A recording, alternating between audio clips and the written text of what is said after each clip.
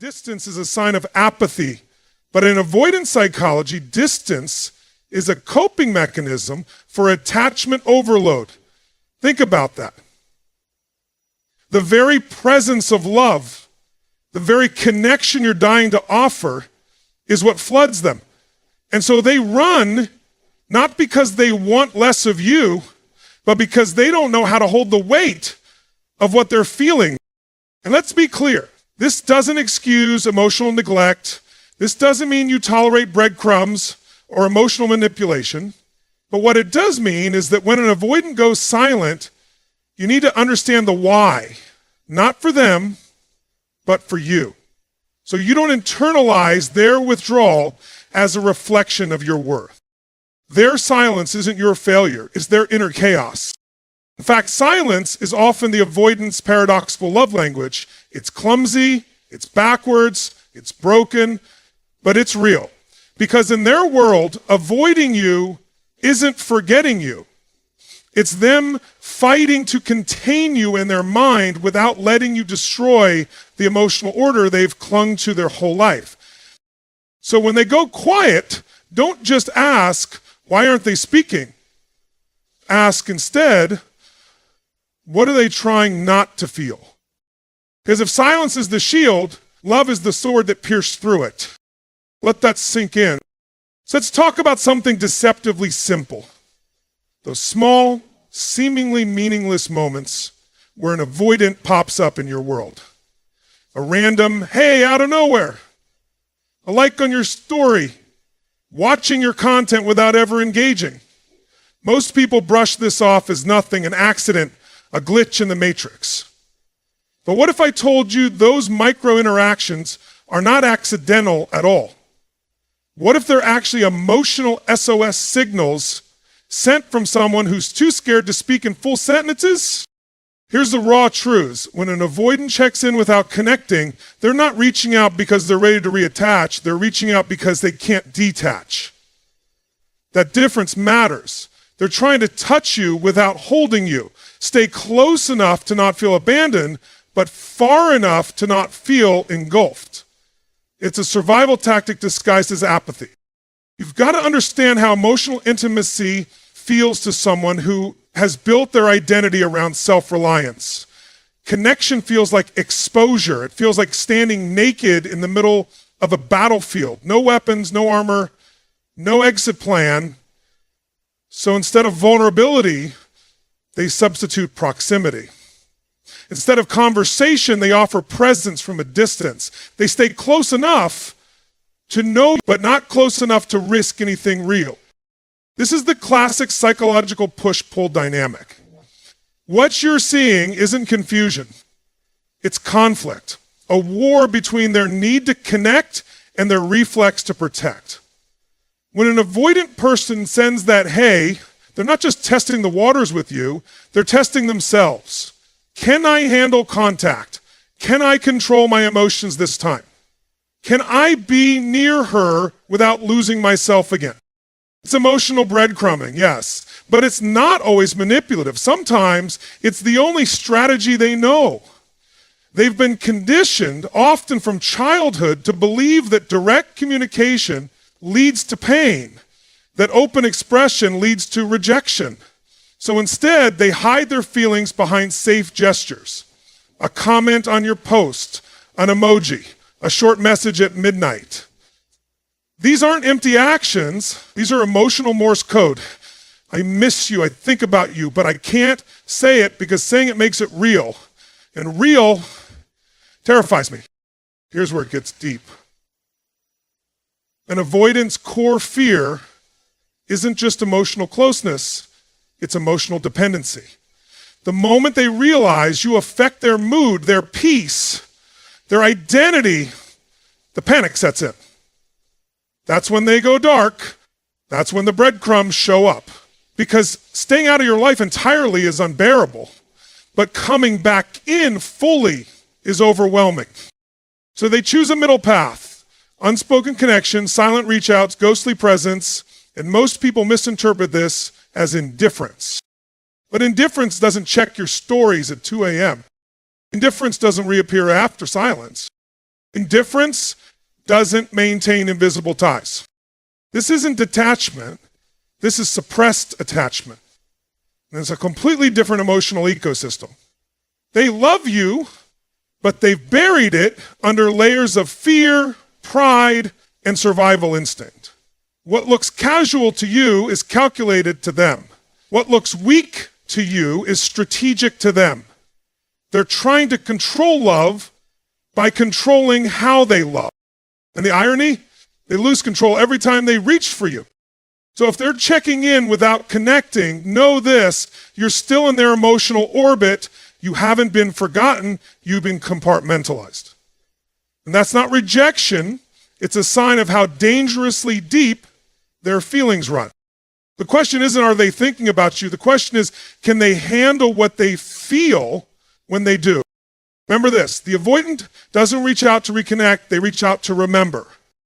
Have you ever noticed how an avoidant seems the most affectionate one moment, letting you peek behind the curtain of their guarded world, only to slam that curtain shut the instant real closeness is achieved?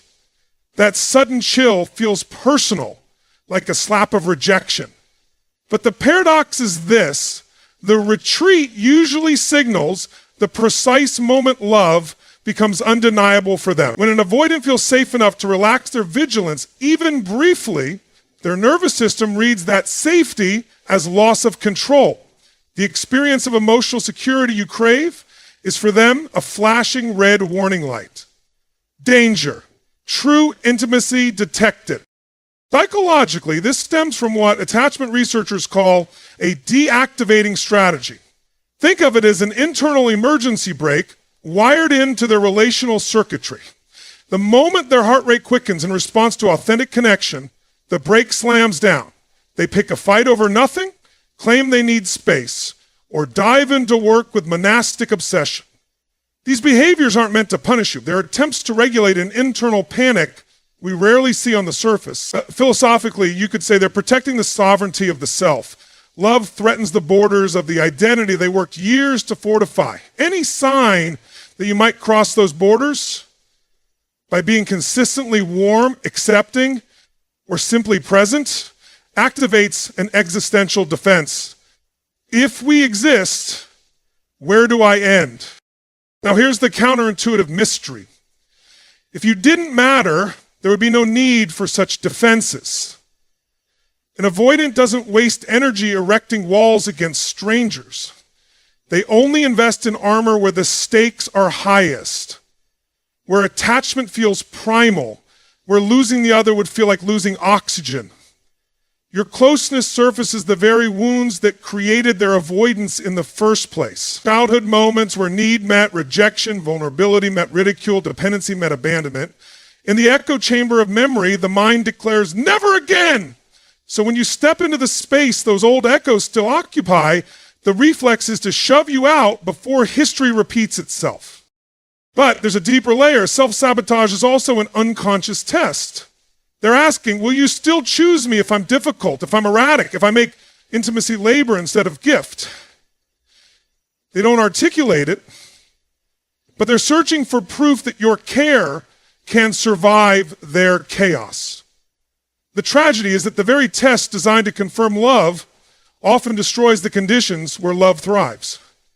Yet if you recognize the pattern, you can refuse the invitation to chaos without abandoning compassion. You hold your ground, calm, boundaried, present, showing them what constancy looks like without collapsing their autonomy.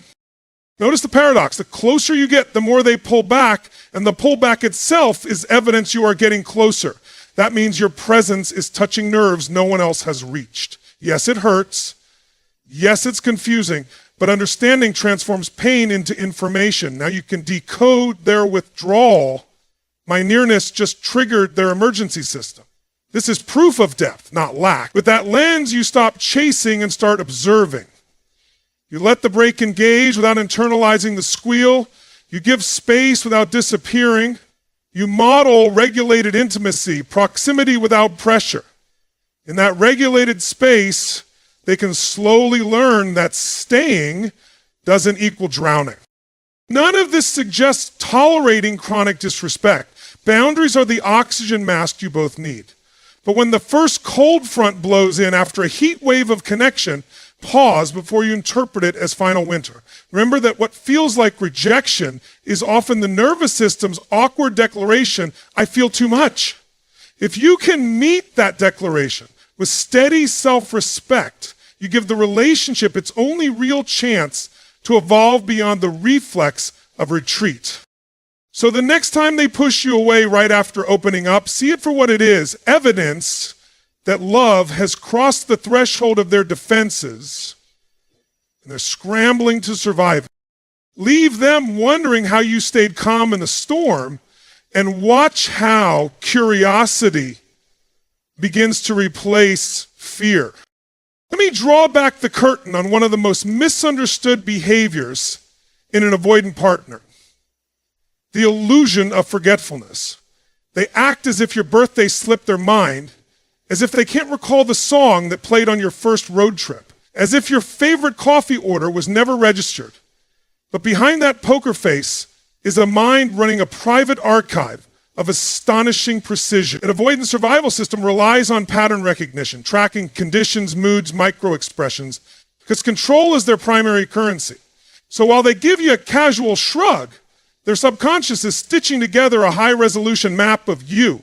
The way you wrinkle your nose when you disagree, the exact minute you stop texting back, the color you wore the day they first felt safe. Neurologically, this makes sense. Hypervigilance is common in attachment wounds. The nervous system, primed for abandonment, scans for threat the way radar scans for storms. Every detail becomes data. How fast did she reply? Did his tone shift when I mentioned my past? What was the look in her eyes when I said I was busy? On the surface, cool, detached. Underneath, full sensory recording in 4K. That's why months later they can quote something you said offhand or suddenly reference a minor goal you mentioned once at 3 a.m. They never forgot. They filed it under critical intelligence. Philosophically, memory is how we grant meaning to experience. To forget is to deprioritize. To remember is to honor. An avoidance covert remembrance reveals what they won't admit. You occupy priority real estate in their inner world. But acknowledging that openly would violate their prime directive, self-protection through emotional minimalism.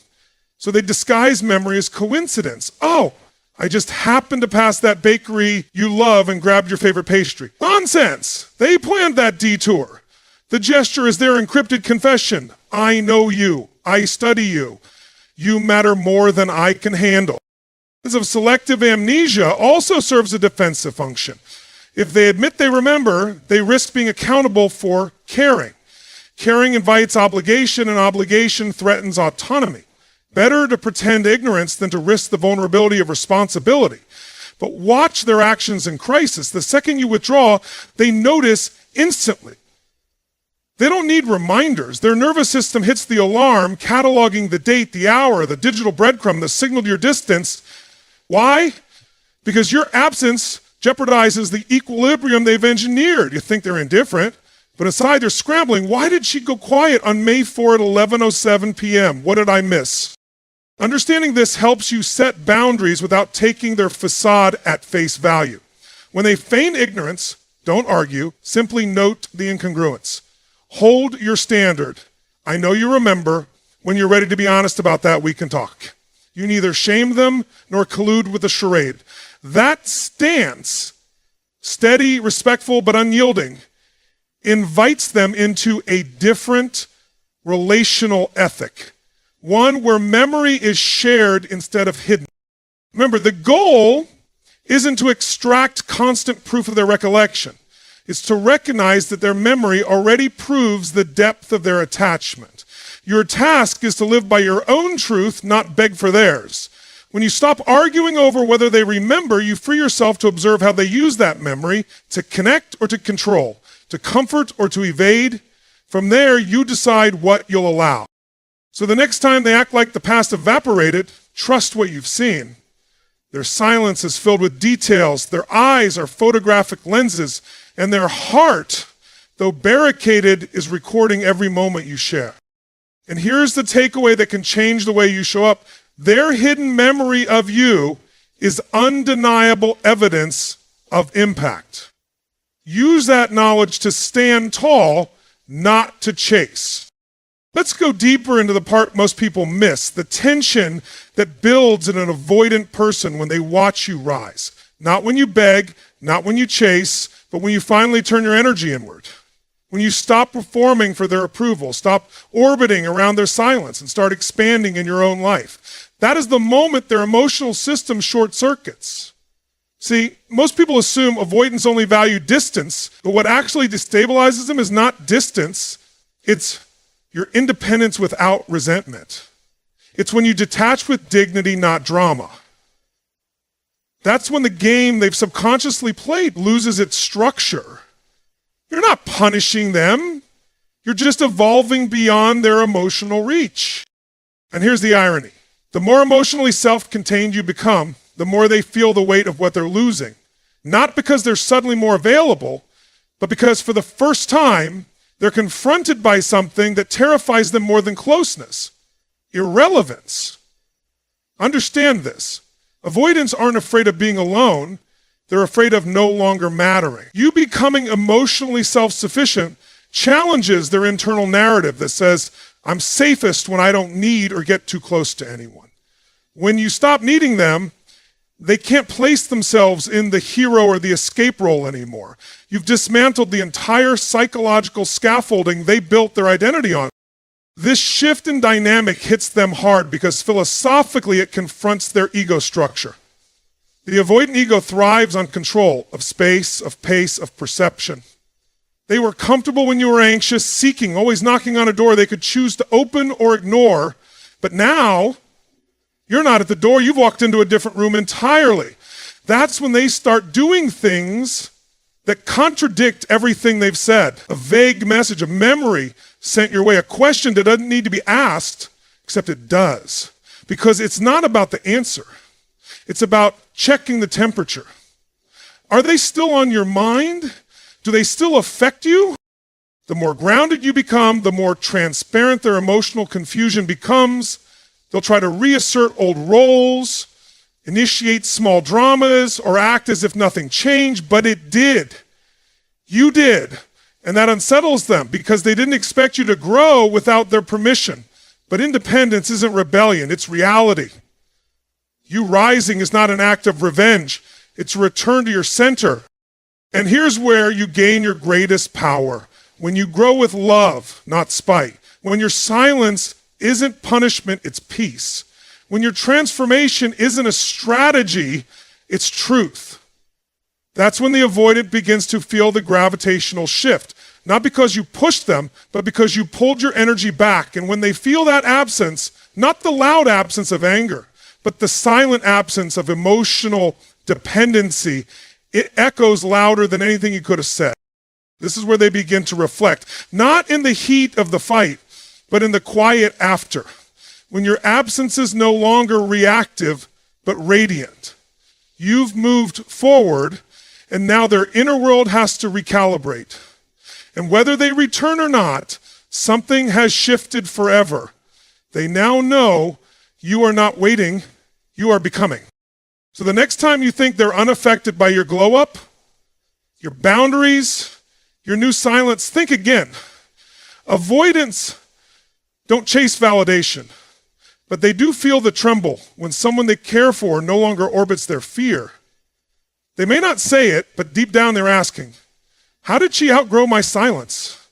How did she heal the thing I still run from? And here's what I want you to hold on to. Your healing doesn't just free you, it forces them to confront the very thing they've been avoiding all along, themselves. There's something strangely telling about how an avoidant handles your emotional expression, especially the raw kind, the kind that isn't rehearsed, filtered, or perfectly timed. The moment you cry in front of them, not out of manipulation, but truth, they don't rush to comfort you. In fact, they may go quiet, freeze, or even walk out. And in that instant, most people make a devastating mistake. They assume their emotions were too much, that they scared love away. But what if I told you that moment, that reaction is not rejection? It's reverence wrapped in fear. See, avoidants are often raised in emotional deserts, environments where vulnerability was dangerous, where feelings meant weakness or chaos, or worse, became weapons used against them. So when you break down in front of them, they're not disgusted, they're disoriented. You just stepped into sacred territory and they don't have the tools to navigate it. Emotions for them aren't just feelings, they're alarm. And tears, that's a fire they don't know how to put out. But here's the twist most never see. If they didn't care, they wouldn't freeze. Indifference has no reaction. If you were just another person, your pain wouldn't rattle them. But it does. Why? Because your vulnerability threatens the wall they built their survival on. It says, I trust you enough to fall apart here. And to someone who has lived in emotional isolation, that trust feels both holy and terrifying. There's a philosophical irony here. What you see as weakness, crying, cracking open, revealing your truth, is actually an act of strength most avoidants admire but don't know how to mirror. They don't reject your depth because it's repulsive. They pull away because it exposes how unpracticed they are in emotional presence. You just showed them a version of love they've never mastered. You became the mirror reflecting everything they've avoided within themselves. This is where you must rise above the impulse to retreat or shrink. And don't apologize for your heart. Don't rush to fix their discomfort. You are not the problem. You are the invitation.